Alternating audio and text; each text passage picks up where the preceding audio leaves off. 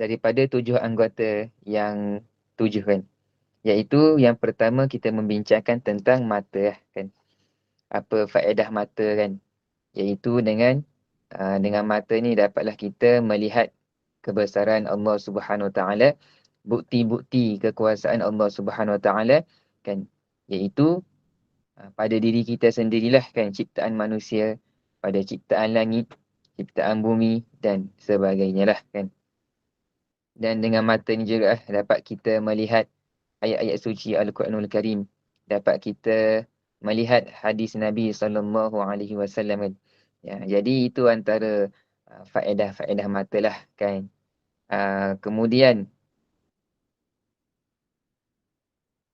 penulis kan memberitahulah kepada kita untuk menjagalah mata kita kan, bersyukur dengan nikmat mata yang Allah berikan. Dengan bagaimana dengan kita cara bersyukur tu? Dengan kita tidak melakukan perkara yang haram lah kan.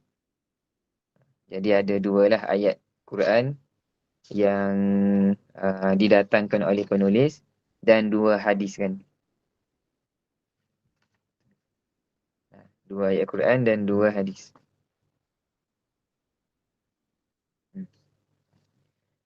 Jadi kepentingan mata untuk kita sama-sama menjaga kan.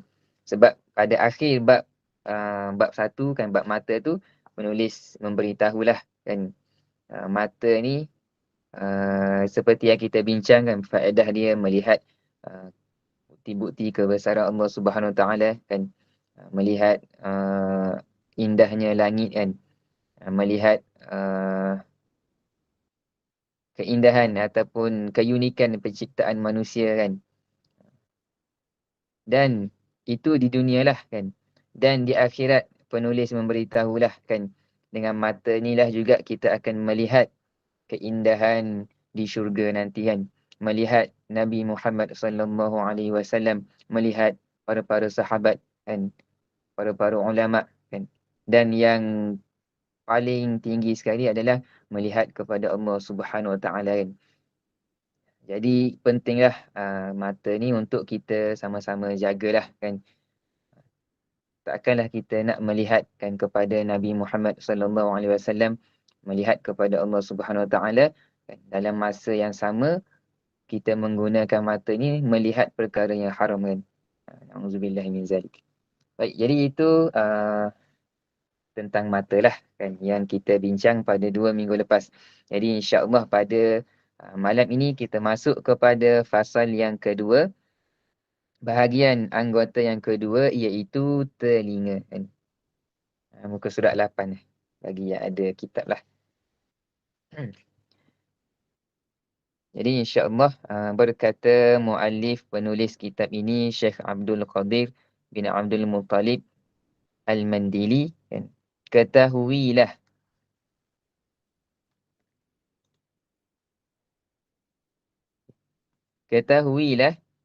bahawa telinga itu Allah Ta'ala jadikannya bagimu kerana beberapa faedah duniawi dan ukhrawi. Sama jugalah dengan mata, ada faedah dari segi dunia dan ada juga faedah yang dari segi akhirat. Faedah antara faedah dunia iaitu yang pertama sekali bersedap-sedap dengan yang didengar kan. Iaitu suara lah kan. Bersedap-sedap ni maksudnya sukalah kan. Kita mendengar lah suara lagu yang sedap ke, mendengar puisi ke, mendengar syair ke, mendengar pantun ke kan. Ada yang suka binatang kan, dia suka bunyi kucing ke, bunyi burung ke kan. Apa-apalah yang dia dengar kan. Bersedap-sedap dengan yang didengar. Yang kedua, membawa kepada memahami segala perkataan yang didengar kan.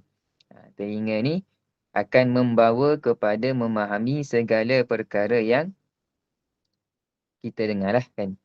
Apa yang kita dengar, contohnya kita dengar malam ni pengajian.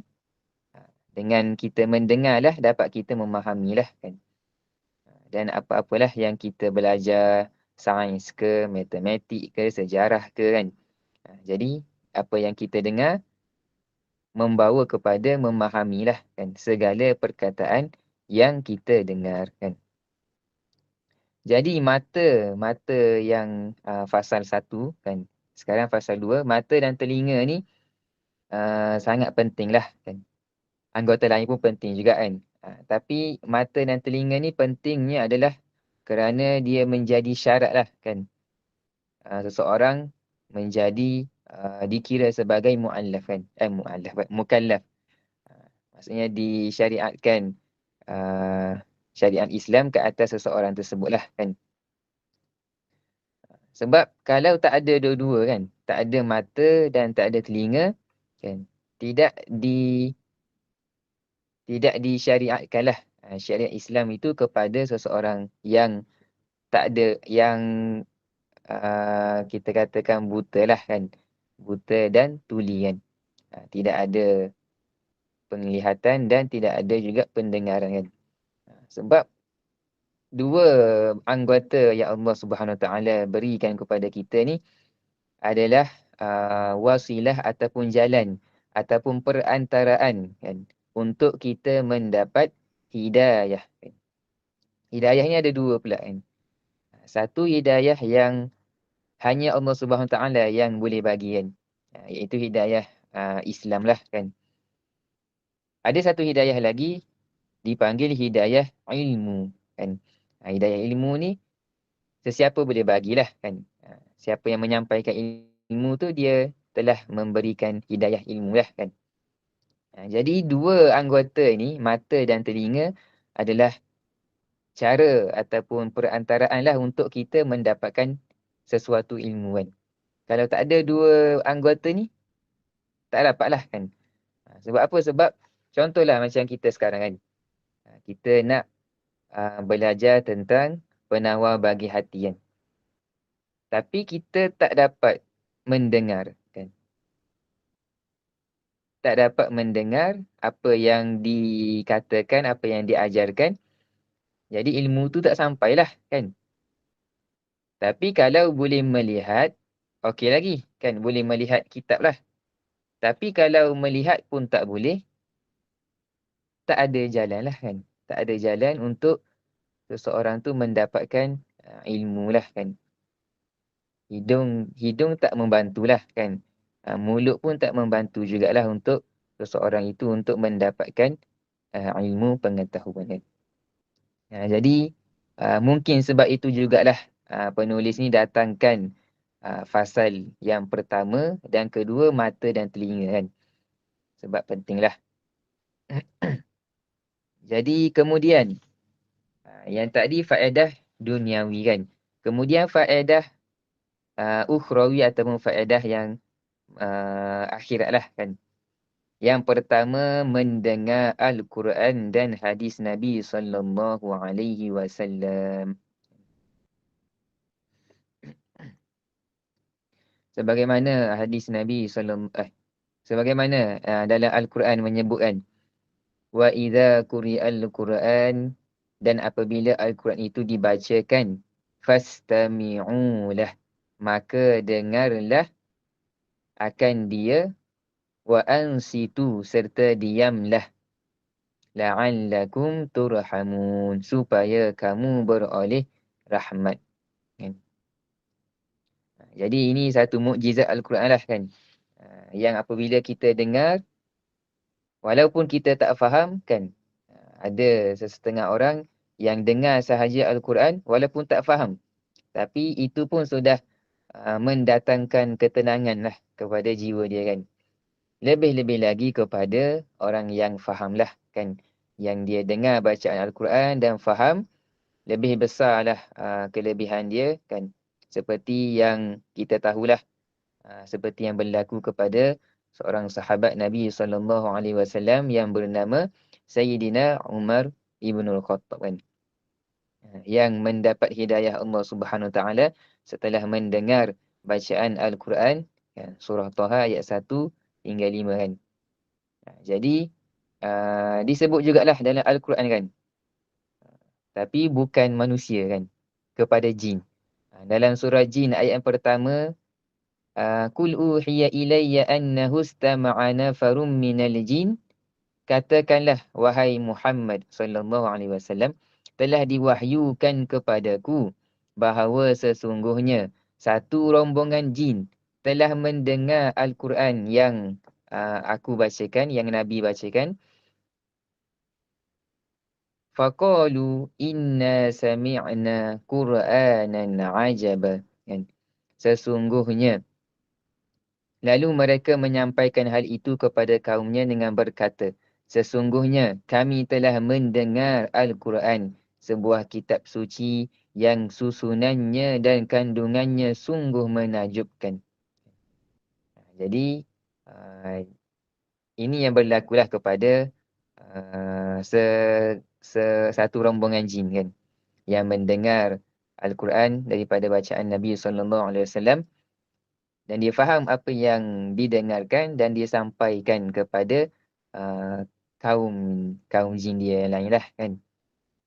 Jadi itu kelebihan lah kita mendengar Al-Quranul Karim kan. Dan begitu jugalah hadis Nabi SAW kan, yang kita dengar pun akan mendatangkan manfaat kepada kita lah, kepada akhirat kita kan. Dan telinga ni juga kan, telinga ni penting lah kan. Lepas ni penulis tu akan memberitahu kepada kita kan, telinga lebih penting daripada mata kan. Tak apa, kita baca lagi. Faedah bersegi akhirat. Yang kedua, mendengar segala ilmu yang memberi manfaat kan. Contohnya seperti kita pada malam inilah kan. Kita mendengar ilmu yang bermanfaat kan, ilmu yang uh,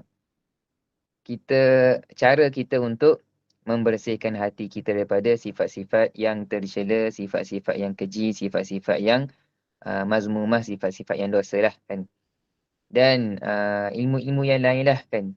Ilmu tauhid ke, akidah ke, fiqh ke, bab solat ke, bab puasa ke, apa-apalah yang mendatangkan manfaat kepada akhirat kita lah kan. Kemudian penulis memberitahu lagi, oleh kerana pendengaran itu banyak faedahnya, maka ia lebih baik daripada penglihatan. Ini secara umum lah kan. Kerana kebanyakan faedah penglihatan itu bersifat keduniaan dan kebanyakan faedah pendengaran itu bersifat keakhiratan. Dan kerana itulah engkau dapati yang buta lebih sempurna daripada yang tuli kan. Jadi ini penulis memberitahu kita secara umum lah kan, yang pendengaran lebih baik daripada penglihatan kan. Sebab apa? Sebab kalau kita tengok kan, kalau dalam Al-Quran pun, kalau sebut kan, pendengaran dan penglihatan akan didahului oleh pendengaran kan. Contohnya dalam surah As-Sajadah, ayat yang ke-9. Thumma sawwahu wa nafakha fihi min ruhi wa ja'ala lakumus sam'a wal absar wal af'idah qalilan ma tashkurun. Kemudian ia menyempurnakan kejadiannya serta meniupkan padanya roh ciptaannya. Dan ia Allah mengurniakan kepada kamu as-sam'a, pendengaran, wal absar, dan penglihatan, wal afidah, serta hati, akal, fikiran. Qalilan ma tashkurun. Tetapi amatlah sedikit kamu yang bersyukur kan. Jadi surah As-Sajadah ayat ke-9 ni nak bagi tahunya kan, pendengaran itulah didahului oleh penglihatan kan. Dan kalau kita tengok dari segi biologi ataupun dari segi penciptaan manusia pun kan, pendengaran tu adalah panggil apa? Berlaku terlebih dahulu sebelum penglihatan kan. Dan Allah Subhanahu Wa Taala akan memberikan kita pendengaran, penglihatan serta hati, akal, fikiran kan, supaya kita bersyukur kan. Tetapi amatlah sedikit kamu yang bersyukur kan. Wa in ta'uddu ni'matallahi la tuhsuha kan. Kalau kita nak hitung nikmat Allah Subhanahu Wa Taala yang diberikan kepada kita, tidak terhitunglah kan. Dan sepatutnya begitu jugalah kesyukuran kita kepada Allah sepatutnya tak terhitunglah kan. Sebab nikmat Allah pun tak terhitung kan. Maksudnya kena banyakkanlah kan bersyukur kepada Allah Subhanahu Wa Taala kan. Tapi surah As-Sajdah kan ayat ke-9 memberitahulah segolongan manusia ni sedikit kan bersyukur kepada Allah Subhanahu Wa Taala kan. Termasuklah yang bercakap ni juga samalah kan. Biasanya kalau kita bersyukur ni perkara-perkara yang besar kan. Perkara-perkara yang kita anggap besar sahajalah. Contohnya kalau dapat kerja kan. Dapat kerja ke ataupun apa lagi ya? Dapat selamat daripada kemalangan ke ataupun dapat dinaikkan pangkat kan. Perkara-perkara yang besarlah baru kita ucapkan alhamdulillah kan. Terima kasih kepada Allah Subhanahu Wa Taala. Tapi apabila nikmat-nikmat yang kecil kan kita tak nampak lah kan. Contohnya kita berjalan lepas tu nak jatuh kan. Lantai licin kita nak jatuh kan. Tapi tak jatuh, nak jatuh kan. Biasanya kita tak terlintas lah bersyukur kita kepada Allah Subhanahu Wa Taala kan. Sebab apa? Sebab ramai yang berjalan di atas lantai yang licin, yang jatuh kan. Bukan setakat jatuh, tapi ada yang sampai meninggal kan. Ada yang sampai patah tulang belakang lah kan. Disebabkan jatuh tu saja kan. Jadi nak bagi tahunya kan, tak kiralah nikmat tu besar ke, kecil ke kan, menjadi kewajipan kepada kita sebagai hamba Allah Subhanahu Wa Taala untuk bersyukur kepada Allah Subhanahu Wa Taala kan. Okey, kembalilah. Pendengaran itu kan banyak faedahnya, maka ia lebih baik daripada penglihatan kan. Dan kalau kita tengoklah kan, uh, pada zaman sekarang lah kan, banyaklah orang-orang ataupun manusia-manusia yang tak ada penglihatan kan. Dia ada pendengaran dan dia menjadi seorang yang hebat lah kan. Contohnya siapa? Contohnya siapa yang kenal Qayyim Nizar kan? Qayyim Nizar. Seorang juara Qori antarabangsa lah kan.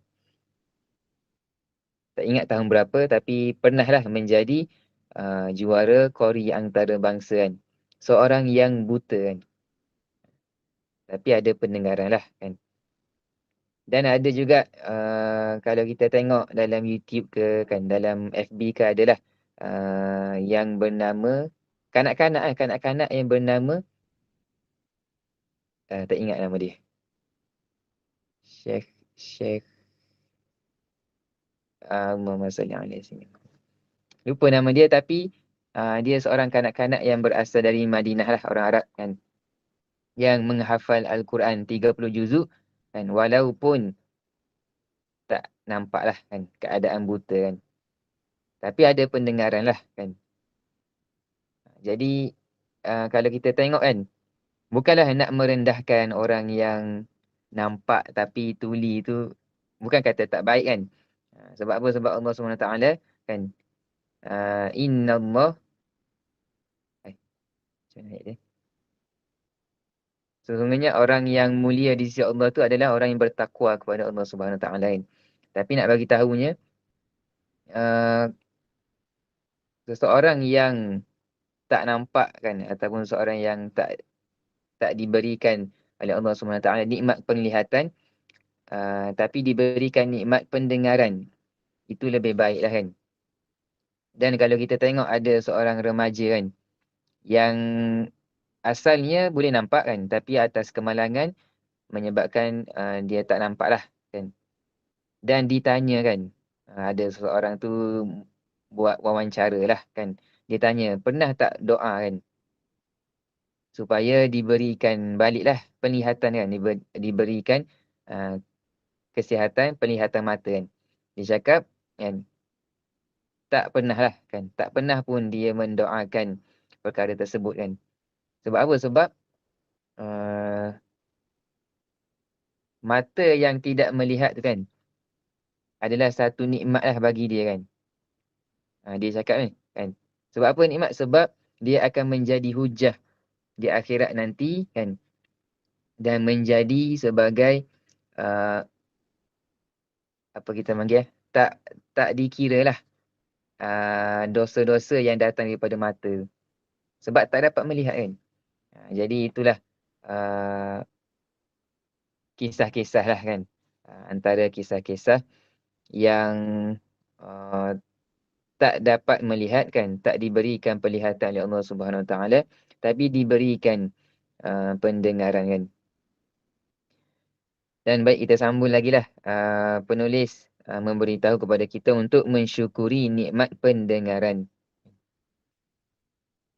Dan mensyukuri nikmat pendengaran itu memeliharanya daripada mendengar yang dilarang. Seperti mengumpat, mengadu-ngadu dan segala perkataan yang tidak baik seperti bid'ah dan berbantah-bantahan kan.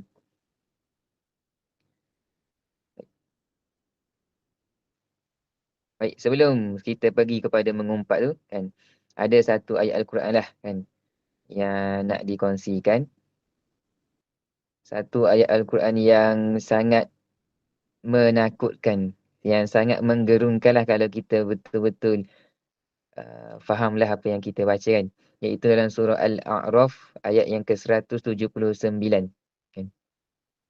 A'udzu billahi minasyaitonir rajim wa laqad zara'na li jahannama katsiran minal jinni wal ins. Dan sesungguhnya kami jadikan untuk neraka Jahannam banyak dari jin dan manusia kan. Jadi Allah datangkan kan. Permulaan ayat tu pun dah mengerikanlah kepada kita kan. Ha, kami jadikan neraka Jahannam itu banyak daripada jin dan manusia kan. Biasa kalau kita bercakap lah kan. Dalam kehidupan kita lah. Biasanya kita akan sebut sebab dulu baru asbab kan. Asbab ni kesan lah. Contohnya kita bagi tahu kepada Abu lah contoh kan. Kita bagi tahu kepada Abu makan ubat kan. Sebab untuk mengelakkan daripada penyakit dia lah kan.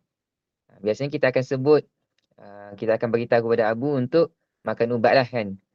Sebab dia tu ada darah tinggi lah contoh kan. Biasanya kita akan sebut sebab dia lah kan. Sebab dulu makan ubat baru kita sebut kesan dia kan. Kesan dia adalah darah tinggi tadilah kan. Tapi Allah Subhanahu Wa Taala pada ayat yang ke-179 ni kan Allah sebut asbab dulu, kesan dulu kan. Kesan apa? Kesan manusia ni banyak manusia yang masuk ke dalam neraka kan. Jadi satu perkara yang mengerikan lah kan.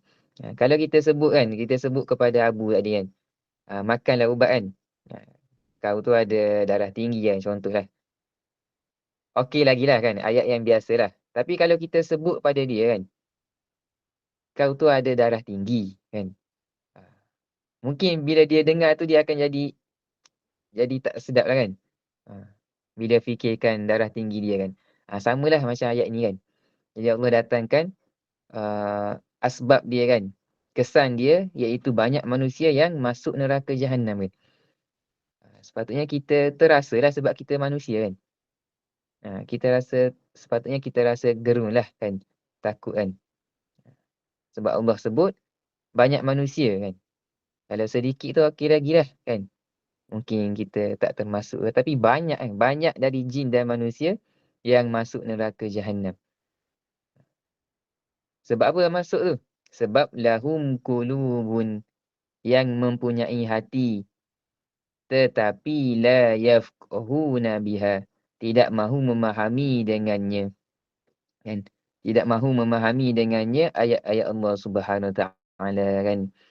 Tidak mahu mentadabbur kan, menghayati, memahami ayat-ayat Allah Subhanahu Wa Taala kan.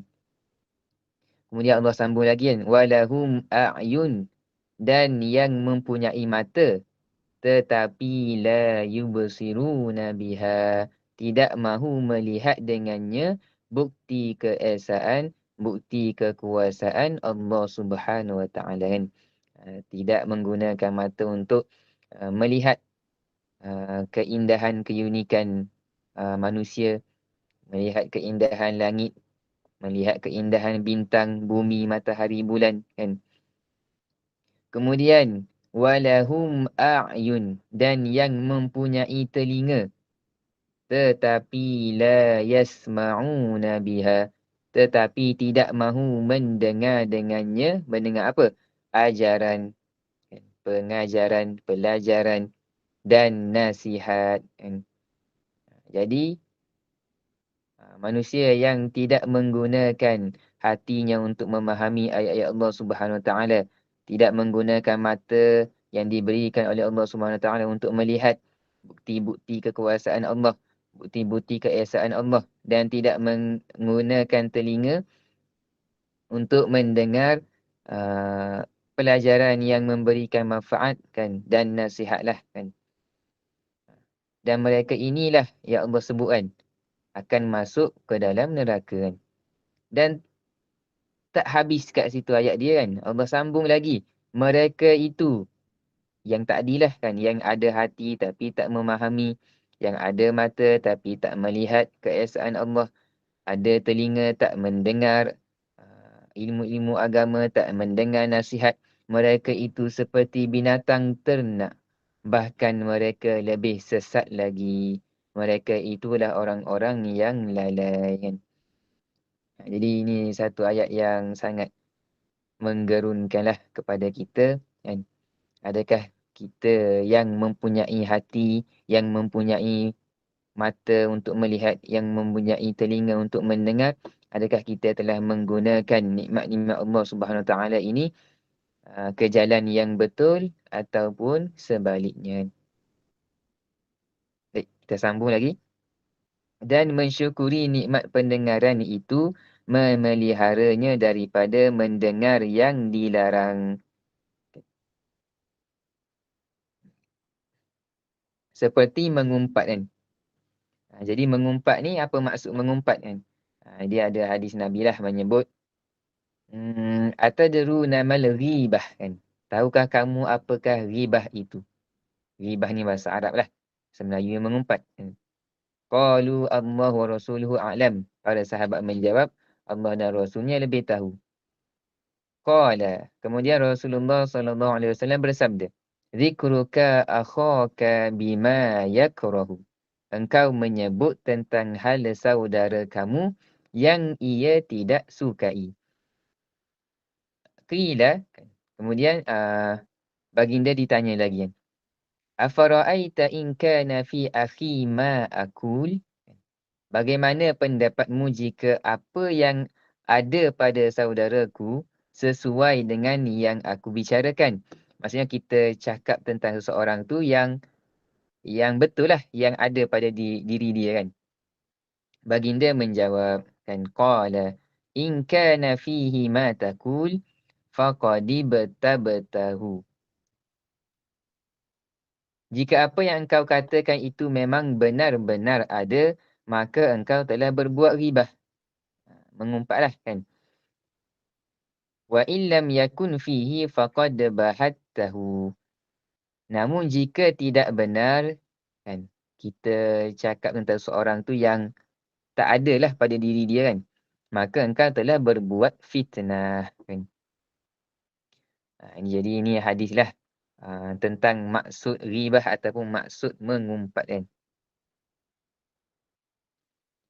Jadi mengumpat ni dilaranglah oleh Allah Subhanahu Wa Taala kan, dengan larangan yang sangat mengerikan kita lah kan.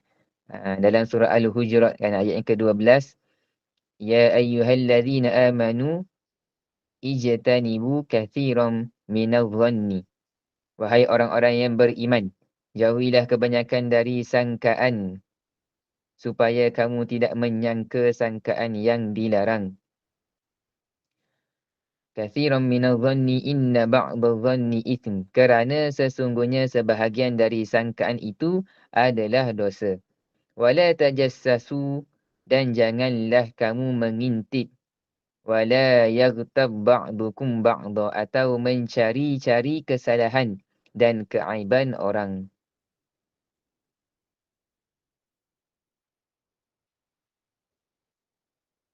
Okey, wala tajassasu kan. Dan janganlah kamu mengintip atau mencari-cari kesalahan dan keaiban orang.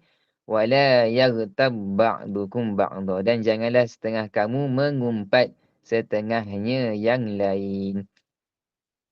Jadi ni larangan oleh Allah Subhanahu Wa Taala kan. Dan apa kesan kan? Allah bagi tahu kan.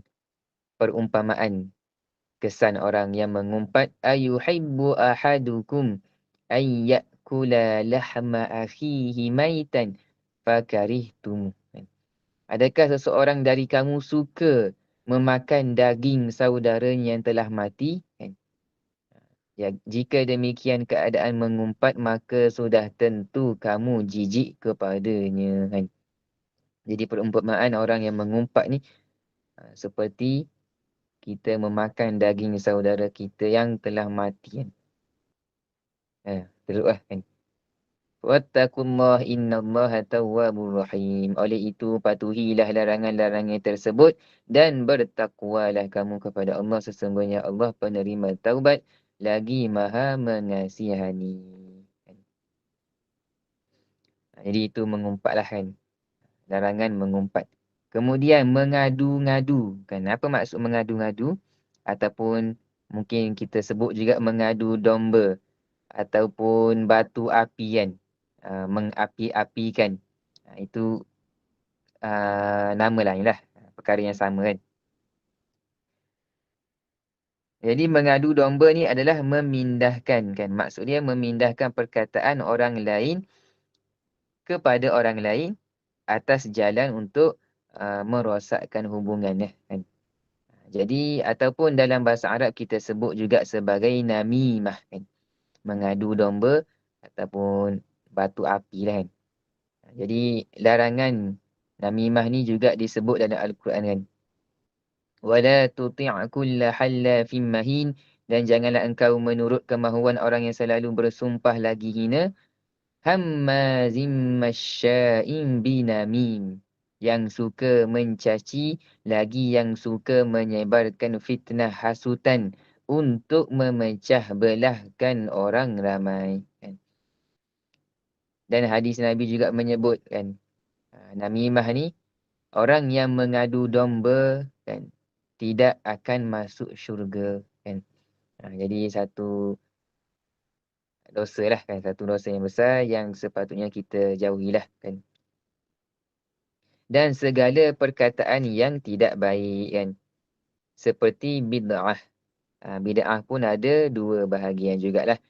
InsyaAllah kita akan belajarlah dalam hadis 40 Imam An-Nawawi, hadis yang kelima kan? Berkaitan dengan bid'ah lah kan, iaitu melakukan perkara yang baru dalam agama yang tidak dibuat pada zaman Nabi ataupun tidak dibuat oleh Nabi SAW, yang bertentangan ataupun yang bercanggah dengan hukum Islam ataupun bercanggah dengan dalil-dalil daripada Al-Quran dan hadis Nabi SAW. Dan ada dua lah kan. Ada bid'ah yang hasanah, yang baik. Ada bid'ah yang sayyi'ah, yang buruk kan. Contoh bid'ah yang baik, yang biasa kita dengar lah. Baca Yasin malam Jumaat, tahlil, talqin, apa lagi? Banyak lagi lah kan. Itu bid'ah-bid'ah lah yang tidak dibuat Nabi SAW. Tapi bid'ah yang hasanah lah, yang baik kan. Ada sandaran lah. Contohnya tahlil kan. Walaupun Nabi tak buat tahlil kan, tapi dalam tahlil tu ada kita mengucapkan zikir lah kepada Allah Subhanahu Wa Taala. kan mengucapkan la ilaha illallah, dan itu adalah dalil-dalil yang menyuruh kita lah untuk menyebutkan la ilaha illallah. Itu bid'ah yang hasanah kan.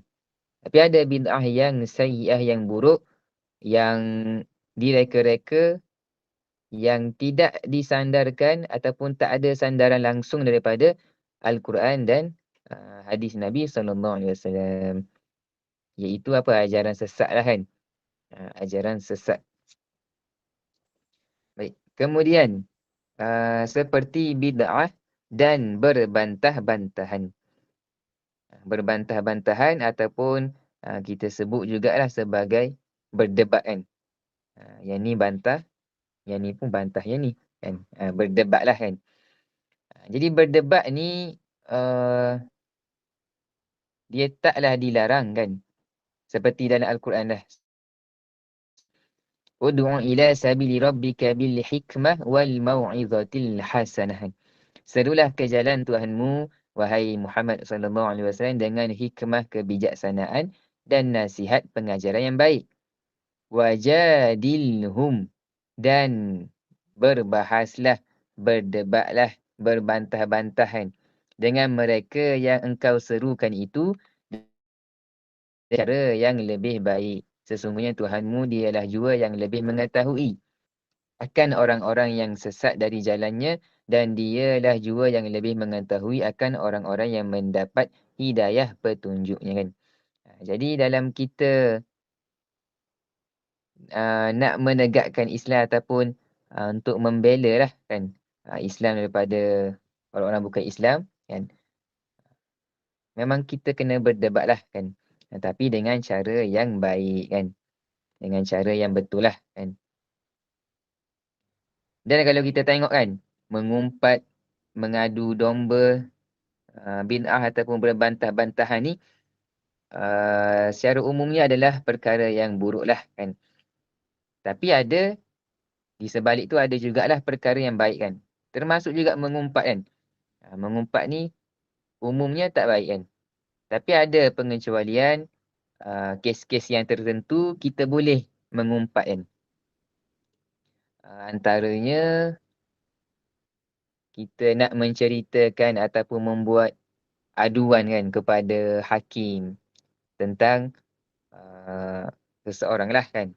Jadi kita mengumpat lah kan. Tapi mengumpat kepada hakim lah. Tapi bukanlah kita mengumpat sebagai kita nak menjatuhkan dia ke apa kan. Tapi sebagai pembelaan. Ada tujuan-tujuan lah kan. Yang dibenarkan untuk kita mengumpat kan. Adalah sesetengah kes yang dibenarkan. Kemudian, sama jugalah berbantah-bantahan kan. Kalau kita berbantah-bantahan ataupun berdebat tentang perkara yang tidak didasarkan dengan Islam lah kan. Itu perkara yang buruk lah, yang sepatutnya kita jauhi kan. Tapi ada kalau contohnya orang bukan Islam yang datang kepada kita kan, menceritakan tentang Islam tapi salah kan. Jadi wajiblah kepada kita untuk membetulkan kan. Itu kita berbahas lah kan. Kita berdebat dengan cara yang baik. Kemudian, mendengar suara perempuan dan muda remaja. Kan? Mendengar suara perempuan dan muda remaja kan. Jadi, cara untuk kita mensyukuri nikmat pendengaran adalah dengan tidak mendengar yang dilarang, iaitu mendengar suara perempuan dan muda remaja. Tak habis di kat situlah kan. Takkanlah nak dengar suara ibu sendiri pun tak boleh kan. Jika ditakuti berlaku fitnah daripadanya kan. Jika ditakuti berlaku fitnah daripadanya. Kalau kita mendengar muda remaja ni boleh mendatangkan fitnah kan, kita tak dengarlah kan. Kemudian mendengar alat-alat permainan yang diharamkan seperti serunai dan gendang Dan engkau jangan tertipu disebabkan ada pihak yang menghalalkan mendengar umpama serunan itu kerana pendapatnya itu menyalahi Al-Quran dan hadis Nabi SAW.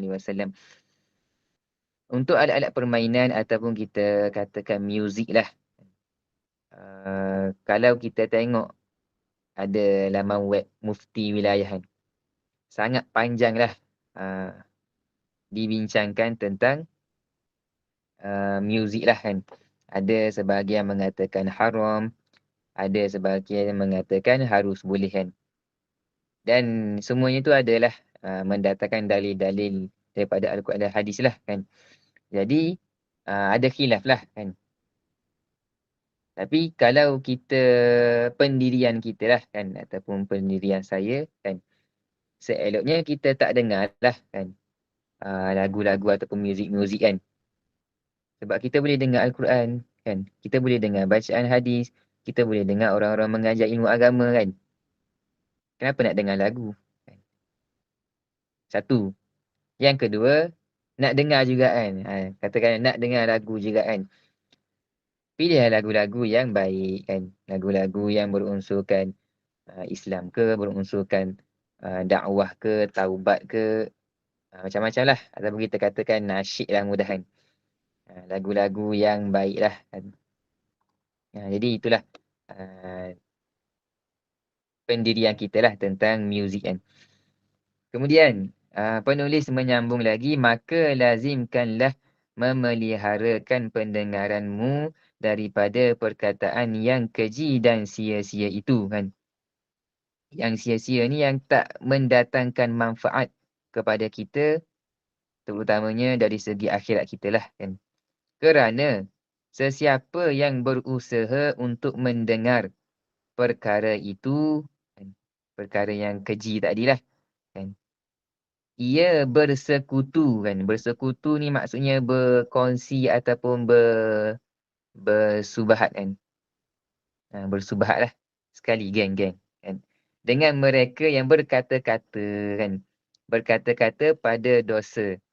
Daripada perkataan yang haram itu kan. Maksudnya kalau kita mendengar perkara yang haram, contohnya mendengar orang mengumpat kan. Si A ni mengumpat kan. Dia mengumpat dengan si B kan. Kita pun dengar kan. Kita dengar tu adalah seolah-olah kita telah bersubahat kan. Telah bersekongkol dalam perkara dosa kan.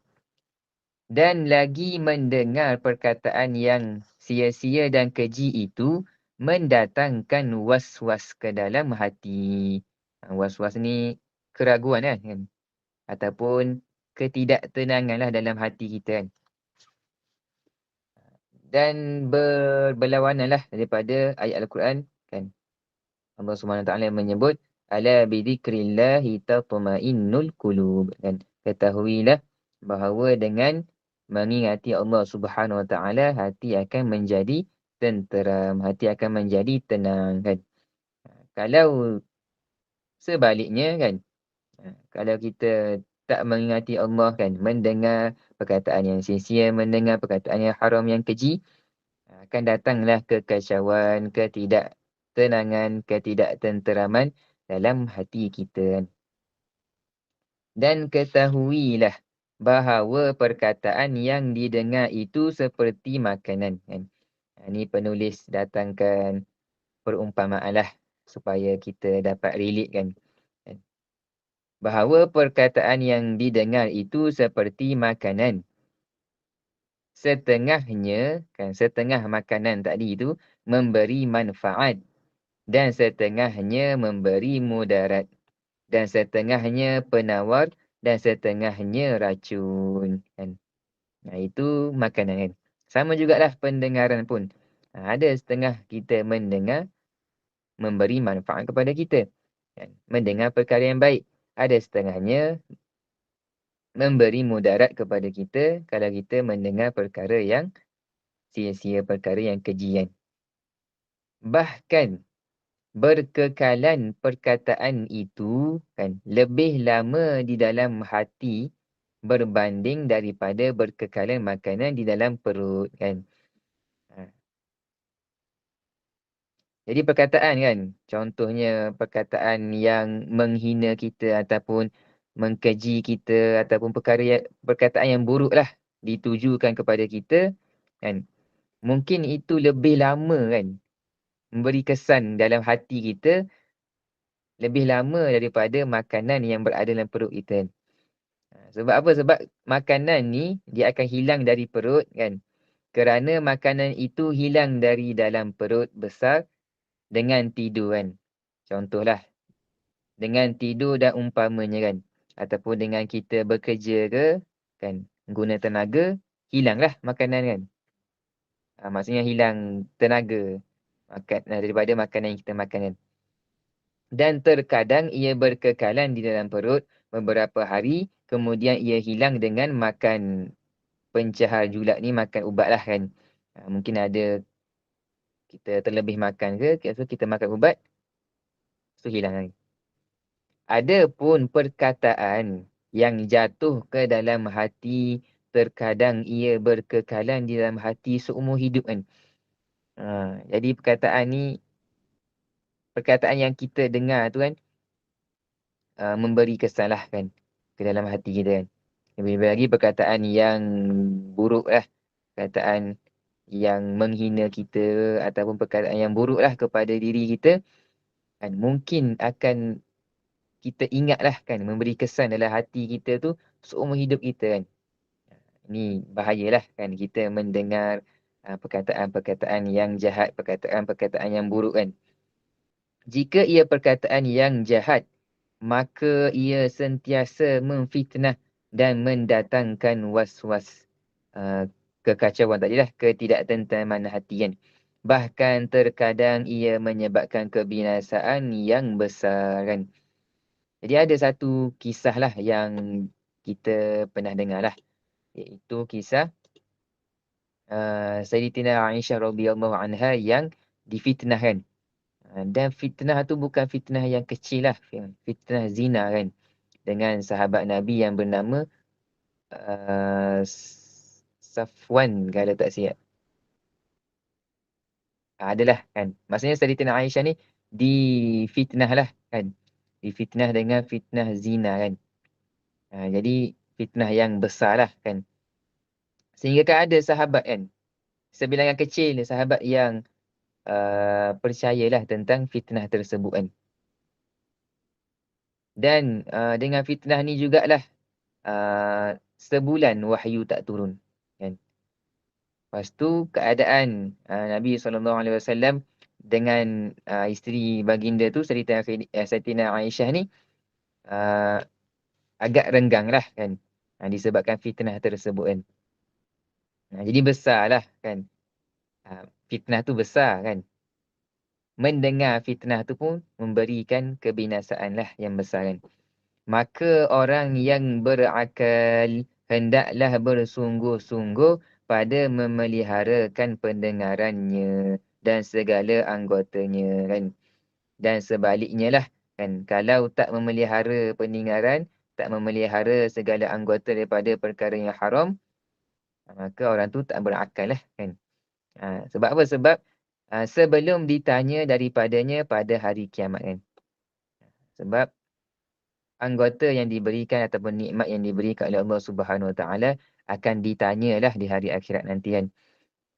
Contohnya dalam surah Al-Isra ayat yang ke-36. Innas sam'a wal basara wal fuad kullu ulaika kana anhu mas'ula.